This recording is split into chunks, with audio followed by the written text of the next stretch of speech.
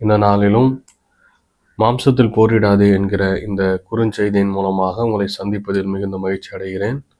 இதற்காக எடுத்துக்கொண்ட வேத பகுதி 2 கொரிந்தியர் 10வது அதிகாரம் 3 5 வேத வசனங்கள். அதில் நாம் அப்போஸ்தலனாகிய பவுல் கொரிந்து சபைக்கு எழுதும் பொழுது இப்படியாக சொல்லுகிறார்: நாங்கள் மாம்சத்தில் நடக்கிறவர்களாயிருந்தும் மாம்சத்தின்படி போர் செய்கிறவர்கள் அல்ல.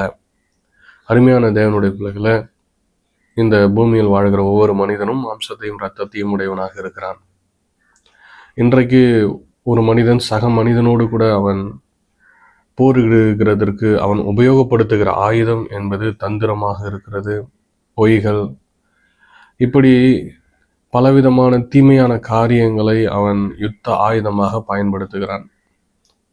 அதே போல தேசத்துக்கு விரோதமாக ஒரு தேசம் எழும்புகிற பொழுது பலவிதமான அணு ஆயுதங்களையும் பீரங்கிகளையும் துப்பாக்கிகளையும் எடுத்து விரோதமாக பயன்படுத்துகிறது. ஆனால் பவுல் சொல்லுகிறார், நாங்கள் மாம்சத்தில் நடக்கிறவர்களாயிருந்தும் மாம்சத்தின்படி போர் செய்கிறவர்கள் அல்ல. எங்கள் போர் ஆயுதங்கள் மாம்சத்துக்கு ஏற்றவைகளாய் இருப்பதில்லை, அவைகள் அரண்களை நிர்மூலமாக்குகிற தேவ பலமுள்ளவைகளாய் இருக்கிறது. ஒவ்வொரு கர்த்தருடைய பிள்ளையினுடைய ஆயுதமும் அது இரும்பினால இல்லை மற்ற விதமான அணு ஆயுதங்களை உபயோகப்படுத்துகிற அப்படிப்பட்டதான அணு பொருட்களால் ஆனதாக இல்லை. அவைகள் தேவனுடைய பலத்தினால் நிறைந்தவைகளாக இருக்கிறது, தேவ பலன்.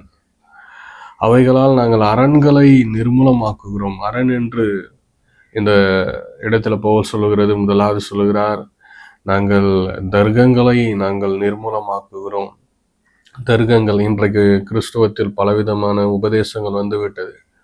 பல உபதேசங்கள் சத்தியத்தை விட்டு ஜனங்களை வழிவிலகி போக பண்ணுகிறதான உபதேசங்களாக தான் இருக்கிறது. பரிசுத்தத்தை விட்டு வழிவிலக போக பண்ணுகிற உபதேசங்கள் இன்றைக்கு அதிகரித்து விட்டது. அப்போது பாருங்க, நம்ம தர்க்கங்கள், எல்லா தர்க்கங்களையும் நாம் மேற்கொள்ள வேண்டும் என்று சொன்னால் அவர்களும் வேத வசனத்தை தான் கொண்டு நம்மக்கிட்ட பேசுகிறாங்க. வேத வசனம் இப்படி சொல்லுகிறதுன்னு சொல்லி அன்னைக்கு எப்படி இயேசு கிறிஸ்துவனிடத்தில் பிசாசு அவன் வேதத்தில் சொல்லியிருக்கிற வசனத்தை காண்பிச்சானோ அப்படி காண்பிக்கிறார்கள். ஆனாலும் நாம் அப்படிப்பட்டதான காரியங்களை மேற்கொள்ள வேண்டும் என்றால், அந்த அரண்களை மேற்கொள்ள வேண்டும் என்று சொன்னால் நம்முடைய ஆயுதங்கள், நம்முடைய ஆயுதம் ஒவ்வொன்றும் தேவ பலத்தினால் நம்முடைய வார்த்தைகள் நிரம்பினதாக காணப்பட வேண்டும். 2வது, தேவனை அறிகிற அறிவுக்கு விரோதமாக எழும்புகிற எல்லா மேட்டிமையான எண்ணங்கள் என்று குறிப்பிடுகிறார். இன்றைக்கு நாம் தேவனை இன்னும் ஆழமாக அறிந்து கொள்ள வேண்டும். தேவனுடைய பிள்ளைகளே, நாம் ஒரு சயின்டிஸ்ட் பார்க்கும் பொழுது அவங்க இன்னும் ஆராய்ச்சி செய்து கொண்டே இருக்கிறாங்க. உன்னை கண்டுபிடிச்சிட்டா அப்படி நின்றுறது கிடையாது. அவங்க ஆராய்ச்சி செய்து கொண்டே இருப்பாங்க. இன்றைக்கு நாம் தேவனை குறித்து இன்னும் ஆழமாக அறிந்து கொள்ள வேண்டும். ஏனென்று சொன்னால், இன்றைக்கு கடலில் நம்ம பார்க்கிறோம், பல விலங்குகள், இன்னும் கடல் வாழ் அந்த ஜந்துக்கள் இன்னும் கண்டுபிடிக்கப்படவில்லை. அமேசான் காட்டில் இன்னும் பல பூச்சி இனங்கள், பல உயிர் வாழ்கிற அந்த காட்டுக்குள்ளே இருக்கிற உயிர் வாழ்ந்து கொண்டு இருக்கிற பல இன்னும் கண்டுபிடிக்கப்படாமல் இருக்கிறது. ஊர்வன கண்டுபிடிக்கப்படாமல் இருக்கிறது, பூச்சிகள் கண்டுபிடிக்கப்படாமல் இருக்கிறது. இன்னும் விஞ்ஞானிகள் அதை தேடிக்கொண்டு இருக்கிறார்கள். அதுபோல இதையெல்லாம் படைத்த ஆண்டவர் அப்போ எவ்வளவு ஞானம் உள்ளவர்! அவரை நம்ம சும்மா சாதாரணமாக அறிந்து கொள்ள முடியும். ஆனால் தேவன் தன்னை நமக்கு இன்னும் ஒவ்வொரு நாளும் வெளிப்படுத்த வேண்டும் என்று ஆண்டவர் விரும்புகிறார்.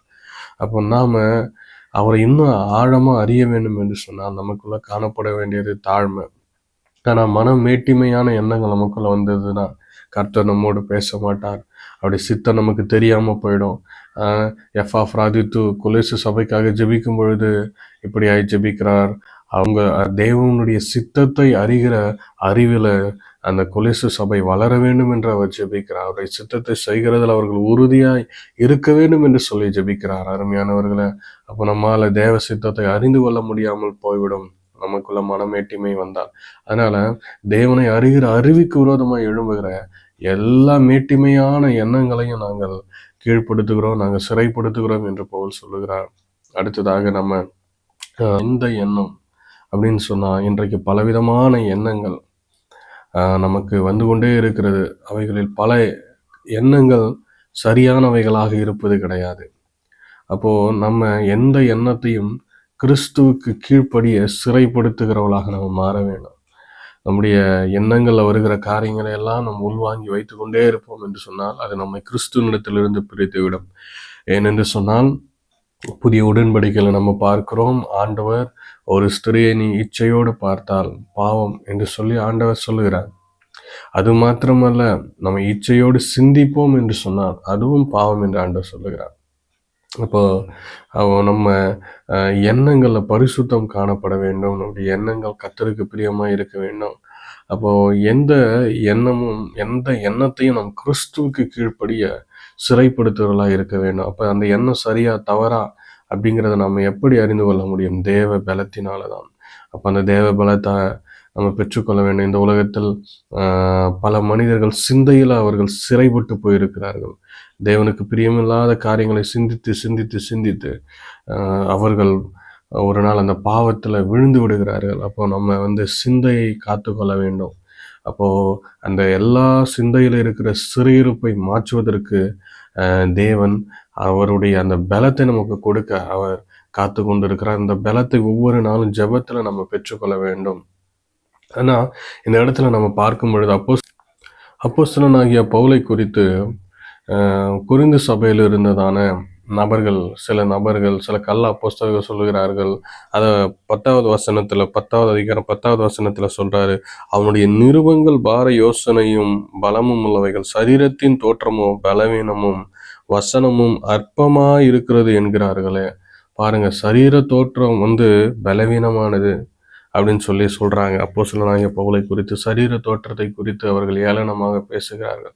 அவருடைய நிருபங்கள் எல்லாம் ரொம்ப பவர்ஃபுல்லாக தான் இருக்குது. ஆனால் ஆள் பார்க்கறதுக்கு அவர் பார்க்கத்தக்க மாதிரி இல்லை. ரொம்ப ஒரு சரியான ஒரு உருவத் தோற்றம் இல்லை, ஒரு அருவருப்பாக இருக்கிறது என்பதாக அவர்கள் சொல்லுகிறார்கள். பேச்சும் அந்த அளவிற்கு ஒன்றும் அட்ராக்டிவாக இல்லை அப்படிங்கிற மாதிரி.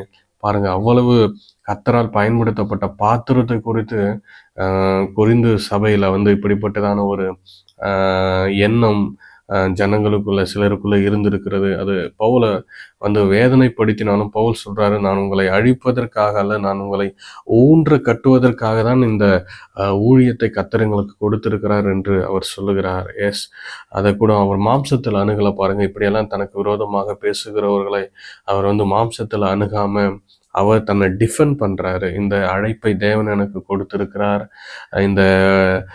இந்த மாதிரியான எல்லா விதமான வரங்களையும் தேவன் எனக்கு கொடுத்திருக்கிறார், கனிகளை எனக்கு ஆண்டவர் கொடுத்திருக்கிறாருங்கிறத அதை ஒரு டிஃபெண்டிங் மோட்ல தான் போறாரே தவிர யாரையும் அவர் இந்த இடத்துல நான் உங்களை ஜெபித்து அடித்து விடுவேன் அப்படியெல்லாம் எதுவும் அவர் சொல்லவில்லை.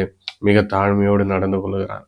அப்பவுல் தீமோத்திக்கு எழுதும் பொழுது 2 தீமோத்தி 4வது அதிகாரத்தில் 14வது வசனத்தில் இப்படியாய் சொல்லுகிறார், கண்ணானாகிய அலெக்சாந்தர் எனக்கு வெகு தீமை செய்தான், அவனுடைய செய்கைக்கு தக்கதாக கர்த்தர் அவனுக்கு பதில் அளிப்பாராக. எஸ், ஒரு அலெக்சாந்தர் என்கிறதான மனுஷன் அதிகமான தீமையை பவுலுக்கு செய்தான், வெகு தீமை செய்தான். ஆனாலும் அவனுடைய செய்கைக்கு தக்கதான பலனை கர்த்தர் அவனுக்கு கொடுக்கட்டும், பதிலை ஆண்டவர் கொடுக்கட்டும், பலனை கர்த்தர் கொடுக்கட்டும் அப்படின்னு சொல்லிட்டு அவர் சொல்லுகிறார். இன்னைக்கு கூட அருமையான தேவனுடைய பிள்ளைகளை, நமக்கு வெகு தீமை செய்கிற ஜனங்கள் நம்ம குடும்பத்தில் இருக்கலாம், வேலை செய்கிற இடத்துல இருக்கலாம், ஊழியத்தில் கூட இருக்கலாம். ஆனால் அவர்கள் செய்கிற வெகு தீமைக்கு தக்கதான காரியத்தை கர்த்தர் அவர்களுக்கு கொடுப்பார்.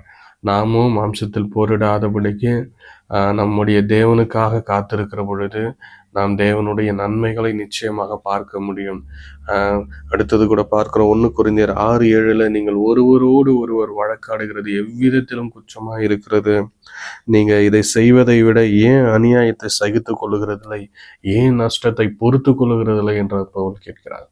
அருமையானவர்களை, நம்ம ஒருவரோடு ஒருவர் வழக்காடுவோம் என்று சொன்னால் அது தேவனுக்கு முன்பதாக பாவமாக தான் இருக்கிறது.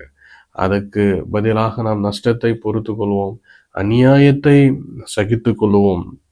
அப்படி இருக்கிற பொழுது தர்க்கங்களை நம்மளால் அவாய்ட் பண்ண முடியும். அப்படி தர்க்கங்களை அவாய்ட் பண்ணும் பொழுது நம்முடைய மனம் சமாதானத்தை பெற்றுக்கொள்ளும். கண்டிப்பாக நமக்கு தேவையான நன்மைகளை கர்த்தர் நம்முடைய வாழ்க்கையில கொடுத்து ஏற்ற நேரத்தில் நம்மை ஆசீர்வதிப்பார். அதனால நம்மை குறித்து ஏளனமாய் பேசுகிற ஜனங்களை குறித்து நாம் கலங்க வேண்டாம். நம்மை அழிக்க நினைக்கிற ஜனங்களை குறித்து நாம் கலங்க வேண்டாம். நாமும் கர்த்தரையே நோக்கி ஓடிக்கொண்டு இருப்போம். நம்முடைய ஜெபத்தில் போராடுவோம்.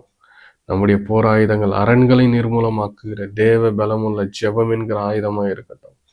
அப்பொழுது நிச்சயமாக நாம் ஜெயிப்போம்.